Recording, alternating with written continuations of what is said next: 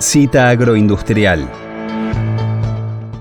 Bueno, y es un gusto para mí darle la bienvenida al programa a Luis Ignacio Gómez. Él es bioquímico, es un emprendedor docente, es español y vive en Alemania y dirige la maestría en Máster en Economía Medioambiental en la Universidad Francisco Marroquín de Madrid. Bienvenido, Luis, a Citas. Mi nombre es Elisa Peirano. ¿Cómo le va? Hola a todos, un saludo muy cordial, María Elisa. Muchísimas gracias por vuestra invitación. Un saludo muy cordial a todos vuestros oyentes en todos los rincones de Argentina donde os escuchan. Pues bien, aquí viendo cómo en España están pasando mucho calor y sin embargo nosotros aquí en Leipzig estamos tranquilitos hoy con 24 grados, una temperatura muy agradable, trabajando. ¿Vosotros qué tal?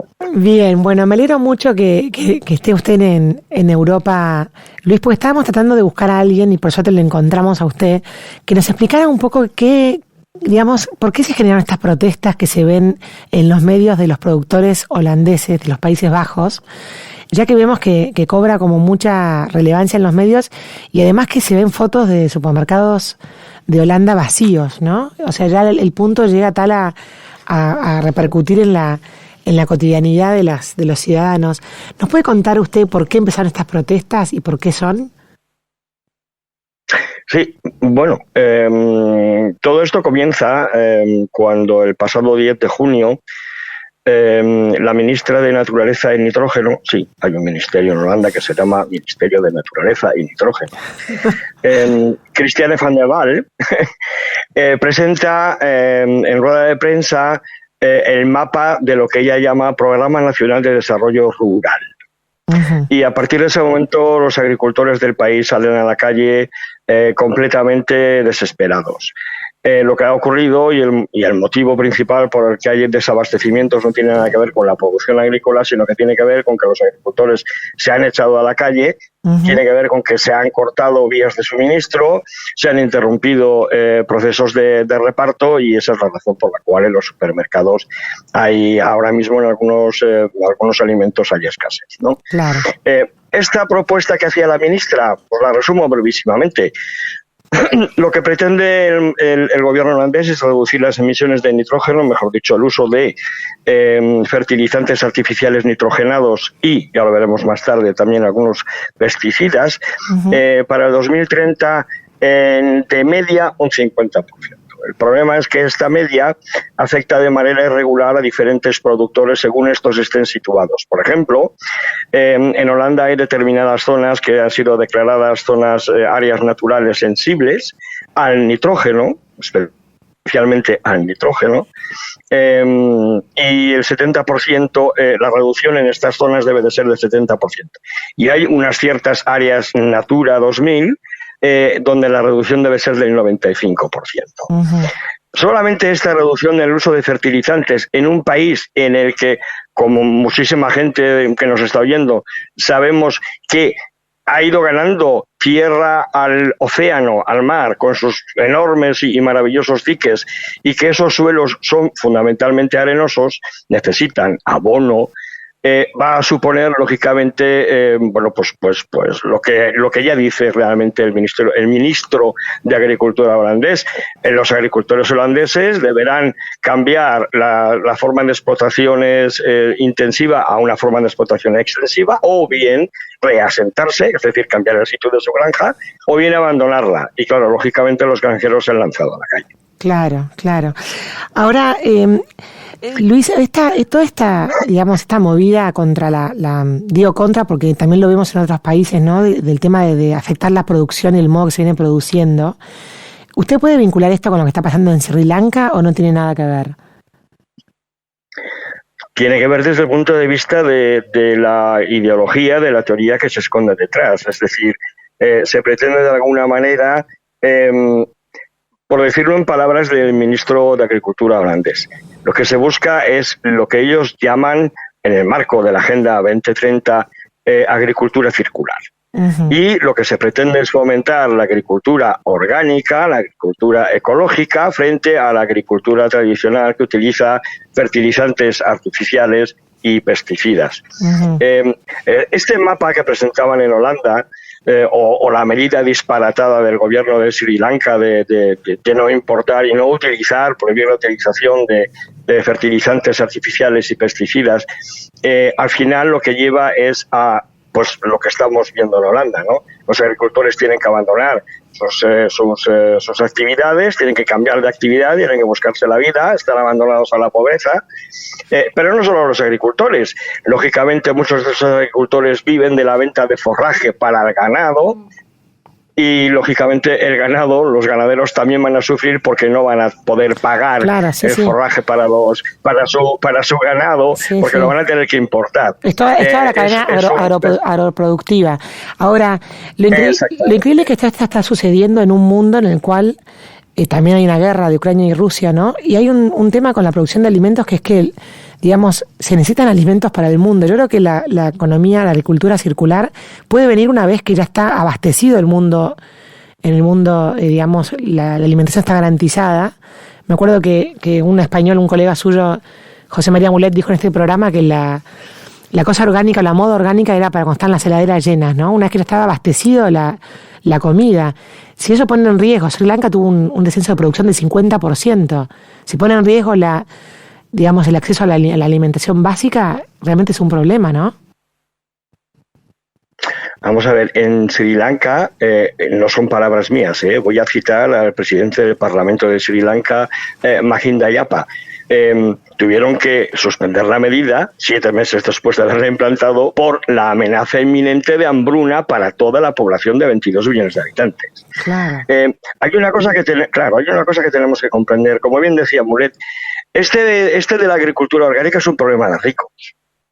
Estas cosas solo las discutimos los ricos, los pobres, que son muchos miles de millones en el planeta Tierra, no discuten de estas cosas porque su problema prioritario es comer.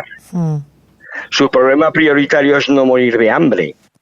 Pero no estamos hablando de no morir de hambre dentro de 15 años, no, estamos hablando de no morir de hambre el mes que viene. Claro. Entonces, lógicamente, esta parte de la población mundial no se preocupa de cómo conseguir más trigo o más arroz o más maíz, porque necesitan más trigo, más arroz y más maíz. Entonces, está clarísimo que lo que hemos conseguido, y estos son datos irrefutables, lo que hemos conseguido en los últimos 20 años es absolutamente espectacular. Después de un periodo bastante largo de crecimiento de la superficie dedicada a actividades agropecuarias en el mundo, en el planeta, hasta algo más de los 4,8 billones de hectáreas, hemos logrado desde principios de los 2000 hasta la fecha reducir esa superficie en 800.000 kilómetros cuadrados, repito, 800.000 kilómetros cuadrados menos hoy que en el 2000, y al mismo tiempo, gracias al uso de fertilizantes artificiales y pesticidas fitosanitarios, hemos aumentado un aumento de la productividad agrícola en un 44%. Claro. Estamos alimentando a más personas con menos uso del suelo. Claro. La vuelta a la agricultura orgánica, vuelvo a repetir las palabras porque esto quiero que a sus oyentes les quede muy claro. La vuelta a la agricultura orgánica significa justo lo que dice el ministro de Agricultura holandés. Los agricultores deben volver a la agricultura extensiva. Es decir, tenemos que volver otra vez a ocupar más suelo del que tenemos que dar un paso atrás. Claro. Tenemos que volver otra vez a las técnicas agrícolas de principios de los 60, de los 50. Es realmente una locura pensando en eso, en que tenemos una población creciente que necesita comer. Y la agricultura y la ganadería son la base de todas nuestras economías, algo que también hemos olvidado. Nos gusta mucho presumir de que fabricamos coches, pero realmente lo que nos mantiene día a día es lo que comemos, y lo que comemos viene del campo. Claro. Bueno, ahí está mi próxima pregunta, Luis, porque pareciera ser como que, por ejemplo, usted habló de los objetivos de los ODS 2030, ¿no? ¿Por qué apuntan tanto a los productores agropecuarios en términos de contaminación en vez de apuntar lo que es más directo como las industrias o las fábricas que producen una contaminación mucho más palpable y casi que a veces más grave? ¿Por qué este tema con la producción?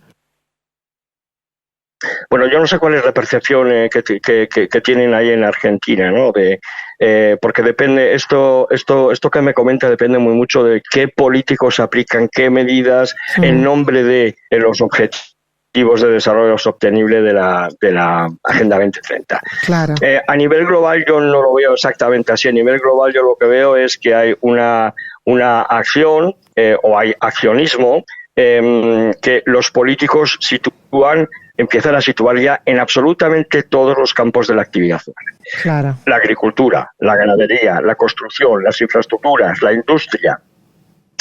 Se trata fundamentalmente de conseguir, primero, sistemas circulares de economía, que ya veremos a ver si funcionan y cómo funcionan. Segundo, acabar, objetivo que a mí me parece que no está mal, acabar con el monopolio que algunos países de dudosa calidad, hablamos de China, tienen sobre la producción de determinados productos. Es decir, de alguna manera reconducir la globalización hacia diferentes núcleos de mercado en lugar de solamente uno. Y tercero, lógicamente, de alguna manera minimizar nuestro impacto medioambiental, ¿no? Sí. Lo que ocurre es que minimizar el impacto medioambiental se puede conseguir y se debe conseguir teniendo en cuenta a todos los participantes del sistema ecosocial. Y cuando digo sistema ecosocial estoy hablando del sistema ecológico, que es la naturaleza, y del sistema social, que somos nosotros. Si resulta que para lograr determinados objetivos debo eliminar de la ecuación uno de los participantes, es decir, debo de prescindir de 2.000, 3.000, 4.000 millones de personas, Claro. Se me antoja que no es una solución sistémica. Claro. Es una solución ideologizada, es una solución maltusiana y es una solución criminal. Claro, está bien. O sea, no tienen en cuenta un pequeño detalle que es que hay que aplicarla al mundo, ¿no? Exactamente. Y volviendo un poco a la protesta de los farmers de Países Bajos, ¿se ha extendido a otros países de Europa también? ¿Los farmers alemanes, los italianos han también respondido a esto? ¿Lo ven como una preocupación para la Unión Económica Europea o es algo propio del país? No, en principio las protestas concretamente sobre estas medidas que ha anunciado el gobierno holandés se restringen a los ganaderos y agricultores holandeses. Lo que ocurre es que los ganaderos y agricultores alemanes, por ejemplo, que es información que yo sí conozco de primera mano, en solidaridad con los ganaderos y agricultores holandeses, también han realizado paros, también han realizado manifestaciones y están programando movilizaciones. El motivo de este acto de solidaridad, más allá del hecho de ser solidario con tu paisano, ¿no? Con quien trabaja de lo mismo que tú trabajas o en lo mismo en lo que tú trabajas, está en las medidas que se han ido anunciando por el gobierno holandés, que son una especie de globo sonda de lo que va a terminar proponiendo a finales de este año la Unión Europea. Claro. Medidas como por ejemplo que afectan directamente a los ganaderos, es decir, la producción a los productores de leche, ¿no? Medidas que afectan, por ejemplo, los productores holandeses disfrutan en algunas regiones, especialmente arenosas, de una excepción a la regla general que existe en la Unión Europea, de uso de componentes nitrogenados, ¿no? En Europa se pueden usar 170 kilos por hectárea y sin embargo en Holanda en algunas regiones se permiten 230. Si bajan de 200 kilos por hectárea, ese suelo no produce. Claro. Simple y llanamente. Hay que tener en cuenta las características, lo que decía usted, que habían recuperado tierras del mar, ¿no? Exactamente. Y por otro lado, también, lógicamente, la obligatoriedad por ley, a partir de septiembre, de que los ganaderos productores de leche en Holanda demuestren que participan de sistemas de agricultura circular. Algo que los ganaderos holandeses ven como perfectamente imposible, porque lógicamente ellos van a tener que seguir alimentando a su ganado y si no hay forraje holandés, van a tener que comprarlo en Francia o en Alemania o traerlo desde el Reino Unido, importarlo en definitiva, y lógicamente si hablamos del Reino Unido, está fuera de la Unión Europea, ningún productor del Reino Unido les va a dar ninguna garantía de que el forraje que compran proceda de una producción de agricultura. Claro. Luis, ¿y cómo ve, usted le parece que estas protestas están teniendo impacto? ¿Cómo ve la resolución o qué va a pasar para adelante? Sé que no es futurismo lo que le pido, pero ¿qué cree que puede pasar?